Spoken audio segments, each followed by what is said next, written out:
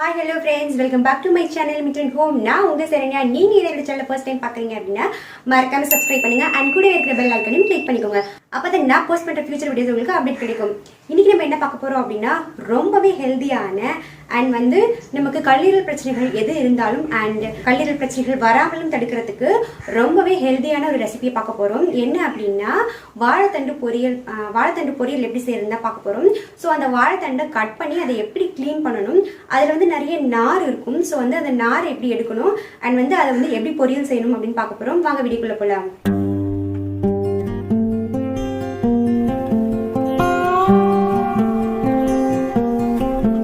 வாழைத்தண்டு பொரியல் செய்ய போகிறோம். அதுக்கு ஃபஸ்ட்டு வாழைத்தண்டு க்ளீன் பண்ணுறது எப்படின்னு பார்த்துக்கலாம். நான் ஆல்ரெடி கொஞ்சம் க்ளீன் பண்ணிட்டேன். ஸோ இப்போ உங்களுக்காக ஒன் டைம் செஞ்சு காட்டுறேன். இப்படி ஃபஸ்ட்டு ரவுண்ட் பீஸாக கட் பண்ணிட்டீங்க அப்படின்னா அதுலேயும் கொஞ்சம் நார் எடுத்துடல நீங்கள் ஈஸியாக. ஸோ இந்த மாதிரி எடுக்கும்போது உங்களுக்கு அதில் வந்து நிறைய நார் இருக்காது. ஸோ இந்த மாதிரி ரவுண்டாக கட் பண்ணிவிட்டு அதில் இருக்கிற நாரெல்லாம் ஃபுல்லாக அப்படி ரோல் பண்ணி நீங்கள் கையில் எடுத்துட்டிங்க அப்படின்னா உங்களுக்கு அது எடுக்கும்போது ஈஸியாக இருக்கும். ரொம்ப அதிகமாக நார் இருக்காது. ஸோ அந்த மாதிரி பார்த்துக்கோங்க.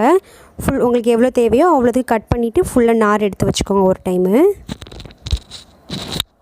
குட்டி ஸ்லைஸாக கட் பண்ணிவிட்டு அதை வந்து ரொம்ப பொடியாக கட் பண்ணிட்டீங்க அப்படின்னா உங்களுக்கு நார் எடுக்கிறதுக்கு ஈஸியாக இருக்கும். அதில் இருக்கிற நாரெல்லாம் சூப்பர் ஈஸியாக வந்துடும். நம்ம நார் எப்படி எடுக்கிறதுன்னு பார்க்கலாம். இப்போது இன்னொரு முக்கியமான விஷயம் என்ன அப்படின்னா, கட் பண்ண உடனே நீங்கள் தண்ணியில் போட்டுருணும். இல்லை அப்படின்னா ரொம்ப கருத்துடும். இப்போ நீங்கள் போட்டிருக்க தண்ணி கூட கட் பண்ணி முடிக்கும் போது பார்த்தீங்க அப்படின்னா ஃபுல்லாக கருப்பாயிடும். அதை பார்த்துக்கோங்க. இப்போ நான் எனக்கு தேவைங்கிற அளவுக்கு கட் பண்ணிட்டேன். இப்போ உங்களுக்கு நார் எப்படி எடுக்கிறதுன்னு காட்டுறேன். ஒரு குச்சி எடுத்துக்கோங்க. நல்லா வாஷ் பண்ணிவிட்டு ஒரு குச்சி எடுத்துக்கோங்க. இப்போ அந்த குச்சியை வச்சு அதில் குச்சியை வச்சுட்டு நல்லா வந்து அதில் சுற்றிட்டே இருந்தீங்க அப்படின்னா ஒரு 2 மினிட்ஸ் 3 மினிட்ஸ் சுற்றிட்டே இருந்தீங்க அப்படின்னா கொஞ்சமாக நார் வரும். நீங்கள் பார்க்கலாம். இந்த பாருங்கள் வந்துட்டுருக்கு பாருங்கள், கொஞ்சம் நார் வந்துட்டுருக்கு ஆல்ரெடி. இதே மாதிரி ஒரு 5 டைம்ஸ்லேருந்து 6 டைம்ஸ் வரைக்கும் பண்ணிங்க அப்படின்னா உங்களுக்கு ஈஸியாக அந்த நார்லாம் வந்துடும். நீங்கள் எடுக்க வந்து அந்த நாரோட அளவு கம்மியாகிட்டே வரும். அப்போயே நீங்கள் தெரிஞ்சுக்கலாம் நார் இல்லை இதுக்கப்புறம் அப்படின்னு சொல்லிட்டு. அதுக்குன்னு ரொம்பவும் எடுக்க வேணாம், ஓரளவுக்கு எடுத்தால் போதும் உங்களுக்கு. ஸோ அதனால் இந்த மாதிரி பார்த்துக்கோங்க. ஒரு 5 to 6 டைம்ஸ் பண்ணிட்டா போதும். ஒரு 2 மினிட்ஸ் 3 மினிட்ஸ் பண்ணிட்டா போதும்னு வச்சுக்கோங்களேன். மினிட்ஸ் படி பார்த்தீங்கன்னா ஒரு 2 மினிட்ஸ் பண்ணணும் கண்டிப்பாக. இப்படி பண்ணிங்கன்னா ஈஸியாக உங்களுக்கு வந்து அந்த நார்லாம் வந்துடும்.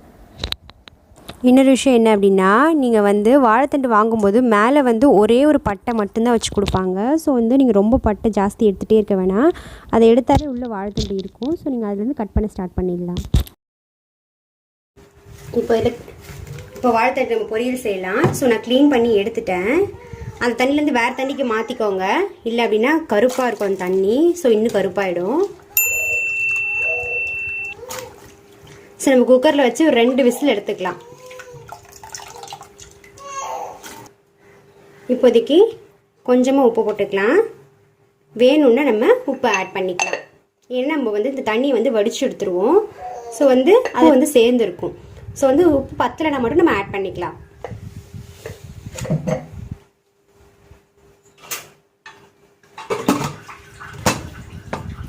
ஒரு 2 விசில் வச்சு எடுத்துக்கலாம்.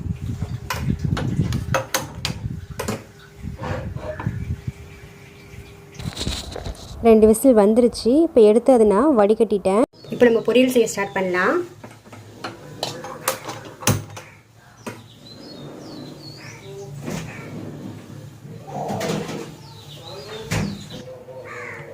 நம்ம 2 டேபிள் ஸ்பூன் அளவுக்கு எண்ணெய் ஆட் பண்ணிக்கலாம்.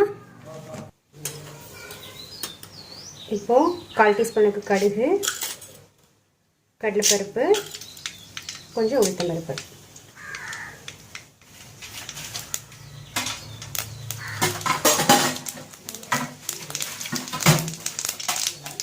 பொரிஞ்ச உடனே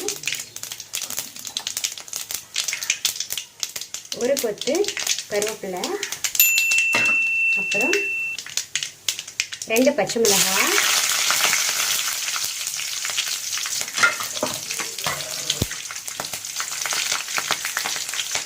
ரெண்டு மீடியம் சைஸ் அளவுக்கு வெங்காயம்,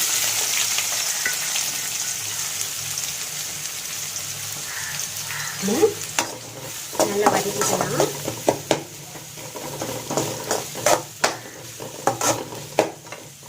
இது வெங்காயம் நல்லா வதங்கிடுச்சு. இப்போ நம்ம வந்து ஃபில்டர் பண்ணி வச்சுருக்கிற இந்த வாழைத்தண்டு ஆட் பண்ணிக்கலாம். வாழைத்தண்டு நல்லா தண்ணி விடும்.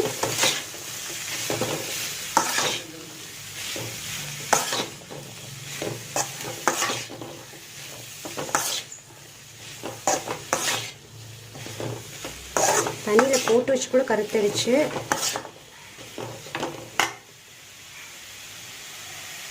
சாம்பாருக்கு வந்து இது சைடிச்சு. ஸோ வந்து கொஞ்சம் லைட்டாக காரத்துக்கு மட்டும் மிளகாத்தூள் ஆட் பண்ணிக்கலாம், 1/2 டேபிள் ஸ்பூன் அளவுக்கு. இப்போ நம்ம நல்லா வதக்கிக்கலாம்.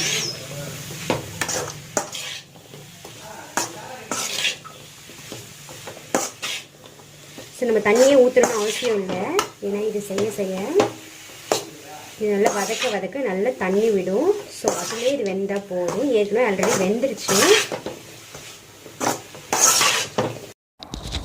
மிளகாய்த்தூளோட பச்சை வாடை இப்போ போயிடுச்சு. இப்போ வந்து நம்ம தேங்காய் ஆட் பண்ணிக்கலாம். அவ்வளவுதான், இப்போ ரெடி ஆயிடுச்சு. ஆல்மோஸ்ட் ரெடி ஆயிடுச்சு.